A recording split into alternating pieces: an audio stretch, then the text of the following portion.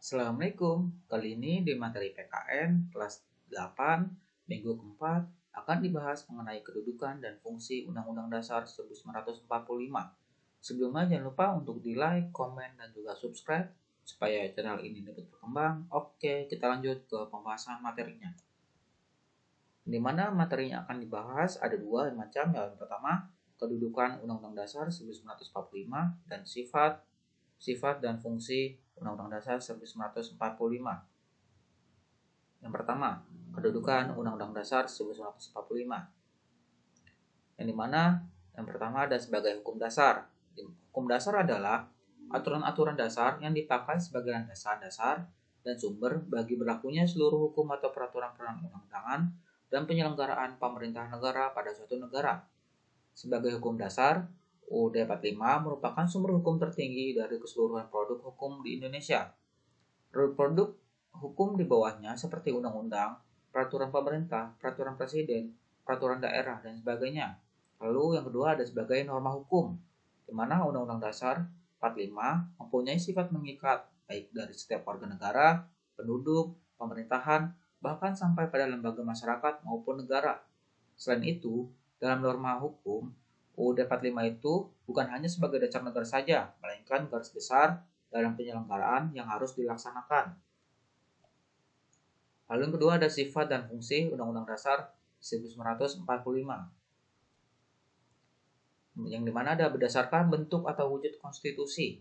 Pertama ada konstitusi tertulis atau written, yang dimana suatu konstitusi negara yang dituangkan dalam sebuah dokumen atau beberapa dokumen formal yang menjadi dasar dan sumber bagi peraturan-peraturan lain yang berlaku di suatu negara. Contohnya itu UUD 45. Lalu ada konstitusi tidak tertulis atau no written konstitusional, di mana konstitusi yang tidak dituangkan dalam suatu dokumen formal, melainkan berupa suatu konvensi ketatanegaraan atau kebiasaan kenegaraan. Konvensi merupakan aturan-aturan dasar yang timbul dan terpelihara dalam praktik penyelenggaraan negara. Contohnya, konstitusi tidak tertulis itu konstitusi yang berlaku di Inggris, Israel, dan New Zealand atau Selandia Baru.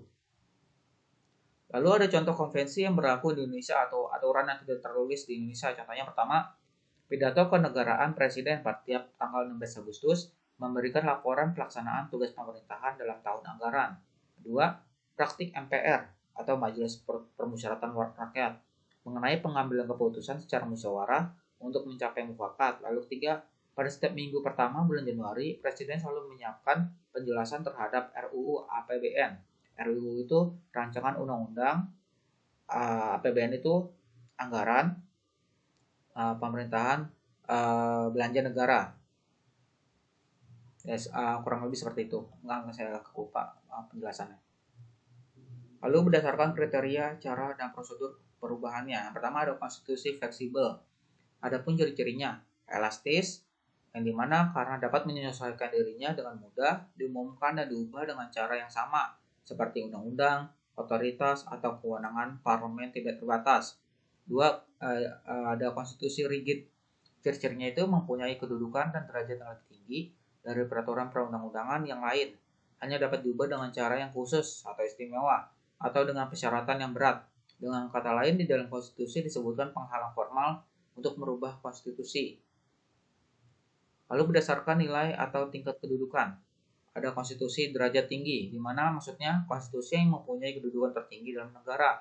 Jika dilihat dari segala bentuknya, konstitusi ini berada di atas peraturan perundang-undangan yang lainnya. Demikian juga untuk mengubahnya lebih berat dibandingkan dengan yang lain. Lalu konstitusi bukan berderajat tinggi. Konstitusi yang tidak mempunyai kedudukan serta derajat seperti konstitusi derajat tinggi. Persyaratan yang diperlukan untuk mengubah konstitusi ini sama dengan persyaratan untuk mengubah peraturan perundang-undangan lainnya seperti undang-undang. Lalu berdasarkan bentuk negara. Yang pertama ada konstitusi serikat atau federal, di mana konstitusi yang digunakan pada negara serikat di mana terdapat pembagian kekuasaan antara pemerintah negara serikat dengan pemerintah negara bagian yang diatur dalam konstitusi. Setiap negara bagian diberi hak untuk memiliki konstitusi. Contoh negara yang menganut sistem konstitusi serikat atau federal ini adalah Amerika ya, Amerika Serikat, United States of America. Lalu ada konstitusi kesatuan. di mana konstitusi yang digunakan pada negara kesatuan di mana tidak dijumpai pembagian kekuasaan seperti pada negara federal. Pada negara kesatuan, konstitusi hanya ada sebagai tertib hukum positif tertinggi dalam suatu negara. Contoh yang menganut konstitusi kesatuan ini adalah Indonesia. Lalu berdasarkan sistem pemerintahan. Yang pertama ada konstitusi sistem presidensial, di mana maksudnya konstitusi yang digunakan pada negara dengan sistem pemerintahan presidensial. Contohnya ini negara Indonesia. Lalu ada konstitusi sistem parlementer. Konstitusi yang digunakan pada negara dengan sistem pemerintahan parlementer. Ini contohnya di Inggris, lalu di Malaysia, yang dimana yang menjalankan pemerintahan itu, kepala pemerintahan itu merupakan Perdana Menteri. Seperti itu. Lalu ada Undang-Undang Dasar 1945 memiliki sifat pertama yang tertulis, yaitu tertuang dalam sebuah dokumen formal, rumusannya jelas, merupakan suatu hukum yang mengikat pemerintah sebagai penyelenggara negara maupun mengikat bagi setiap warga negara. Rigid, sulit dalam proses perubahannya, di mana terdapat pembatas terhadap kekuasaan lembaga legislatif oleh satu hal di luar kekuasaan lembaga itu.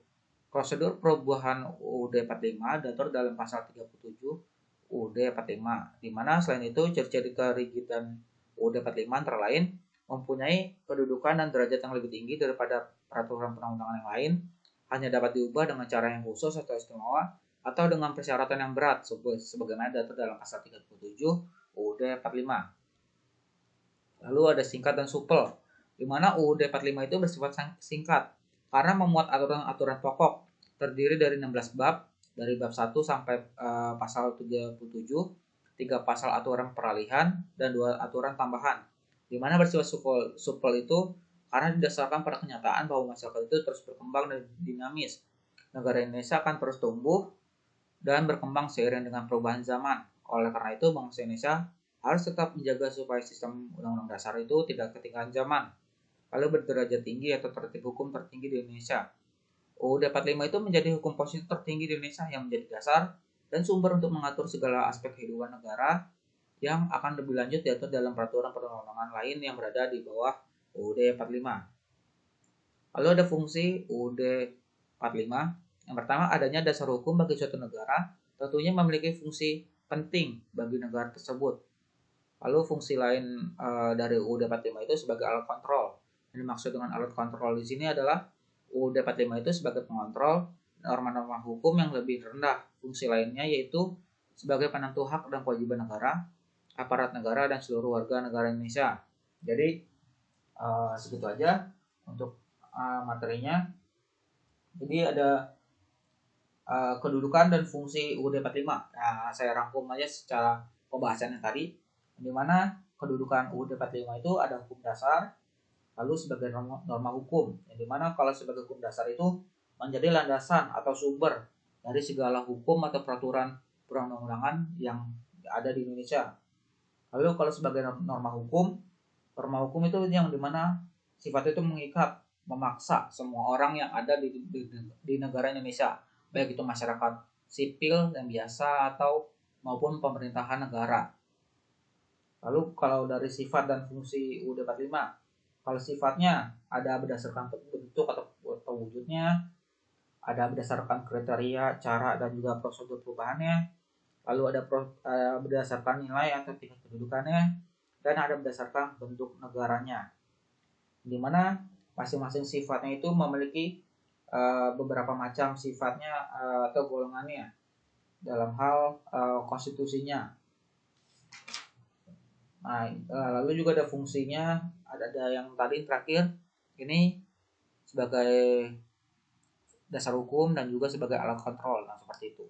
Oke, cukup sekian untuk materi kali ini. Mohon maaf kalau ada kekurangan. Wassalamualaikum warahmatullahi wabarakatuh.